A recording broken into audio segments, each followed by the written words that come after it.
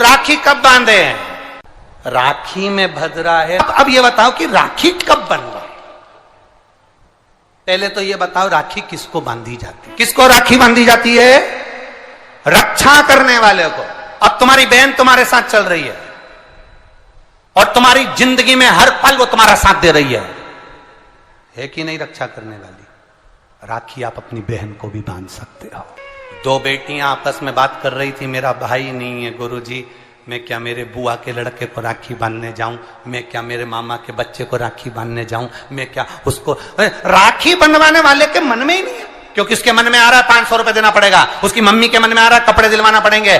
पर तुम्हारे भीतर ऐसा भ्रम उत्पन्न कर दिया कि राखी के लिए लड़का होना जरूरी है, भाई होना जरूरी है। शिव महापुराण कथा कहती है जो तुम्हारी रक्षा करे राखी उसके हाथ में होना चाहिए।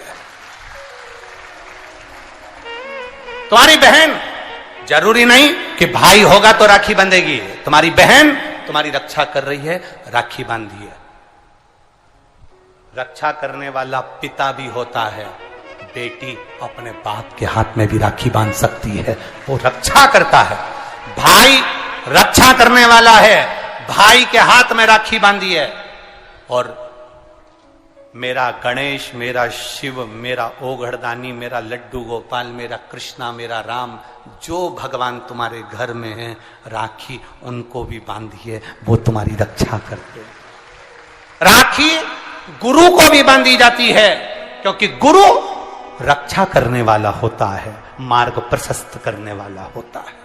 राखी हमारी जिंदगी का एक सुख देने वाली, राखी हमारी, ऐसा नहीं कि केवल मनुष्य को राखी बनती है, आपके गौ माता भी अगर आपके यहाँ है तो गाय भी तो आपकी रक्षा करने वाली है, वो उसकी रक्षा भी हमें करना है और वो हमारी रक्षा करे।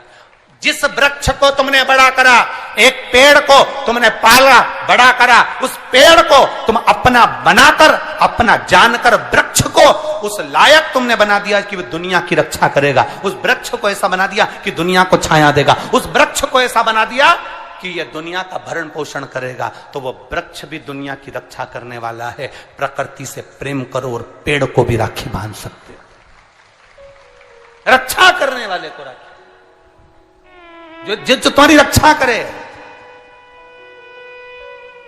एक मां अपनी बेटी की, अपने बच्चों की रक्षा करती है। ये जरूरी नहीं कि तुम, हमारा भाई नहीं है अब हम किसको राखी बांधे, हम किसको भाई बनाएं, हम किसको भाई बनाएं, हम किसको भाई बनाएं। जी ये भाई बनाने के चक्कर में धोखे में मत आ जाना, कहीं एड़े गेड़े नट्ठू खेड़े के राखी मत बांधिया ना। नहीं तो मालूम पड़े वो एक राखी तो बनवाएगा और मालूम पड़े पूरी जिंदगी तेरी बर्बाद कर दे। इसलिए जो घर में है, बहन है, कुटुंब है, परिवार है, उसमें राखी बांधी। बहुत भ्रम फैला रहे हैं लोग, नाटकों के माध्यम से बहुत भ्रम फैला रहे हैं। कितना सुंदर व्याख्यान। तो राखी कब बांधे हैं? अब मूल प्रसंग तो छूट ही गया, कब बांधे? अब तुम बोलो। मेरा निवेदन केवल इतना है, आप बाबा का स्मरण कर कर, बाबा का नाम लेकर, वैसे तो शिव का नाम ऐसा है कि वो अजर और अमर है। मेरे बाबा का बनाई गई हर घड़ी, हर पल, हर क्षण मेरे बाबा का है। उसका नाम लेकर रात्रि के 9 बजे के बाद आप भगवान की राखी का स्मरण कर कर बांधो, कोई मना नहीं। शिव तत्व को। त्योहार कब का है? राखी का त्योहार कब लिखा है पंचांगों में, कैलेंडर में? तो मनाना, दिल से मना, आनंद के साथ। अब किसी ने पूछा कि गुरुजी राखी बांधने का तो ठीक है, आपने मुहूर्त बता दिया, मम्मी गुलाब जामुन बनाई, वो कब खाए? तो निवेदन है, जब तुम्हारी मर्जी पड़े दिन भर। राखी में भद्रा है, खाने में भद्रा नहीं है। तुम तो अच्छे से खाओ डपट के, कोई मना, तुम खाओ दिल से। तुम्हारा दिन भर ऐसा बीतना चाहिए, ऐसा नहीं कि मुंह उतार के बैठे रहो राखी तो, पर दिन भर तुम्हारे चेहरे पर प्रसन्नता होना चाहिए और मिठाई का आनंद होना चाहिए। दिन भर तुम्हारे चेहरे पर प्रसन्नता हो कि आज रक्षाबंधन है। नहीं तो त्योहार को तुम छोटा कर दो, सुकुड़ दो, ऐसा नहीं। बड़ा हमारा दिन भर त्योहार रक्षाबंधन का, खूब एंजॉय करो, अपने जीवन को आनंदित करो। और मेरे भोलेनाथ को आप अपना भाई बनाओ, मेरे शंकर को अपना रक्षा करता बनाओ।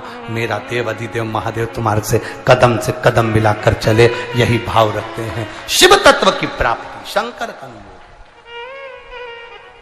करो, भगवान की भक्ति करो, शिव की आराधना। मीट ऊपर हो जाए, उसके बाद आप भगवान का भजन करते हुए खूब रक्षाबंधन का त्योहार आनंद से मनाइए।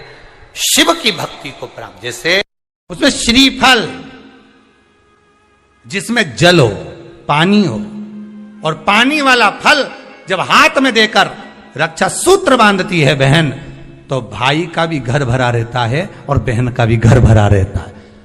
भाई का भी घर भरा है और बहन का भी। जिसमें जल भरा हो, जिसमें पानी भरा हो, वो श्रीफल होना चाहिए। और गोला पर हाथ में जब रक्षा सूत्र बंधे, जब राखी बंधे, तो तुम्हारे हाथ में श्रीफल होना चाहिए, नारियल होना चाहिए। क्यों? पहले की श्रीफल कार्तिकेय बाबा का प्रतीक है, श्रीफल संत का प्रतीक है, स्कंद का प्रतीक है, फल की मूलता है। यहां नारियल का जो श्रीफल है उसकी मूलता है। और कितनी सुंदर।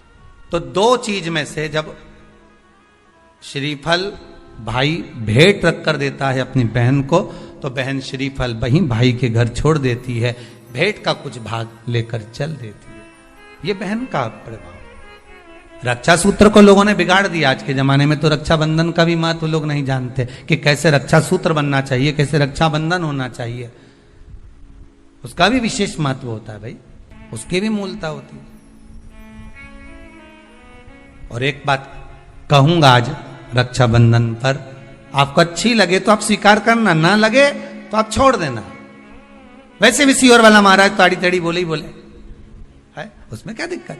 तो बोलने में तो कोई पीछे हटूंगा नहीं। एक निवेदन आप सबसे करूंगा, आपको अच्छा लगे अपने जीवन में उतारिएगा, ना लगे कोई बात नहीं, छोड़ दीजिएगा, पर उतारना जरूर।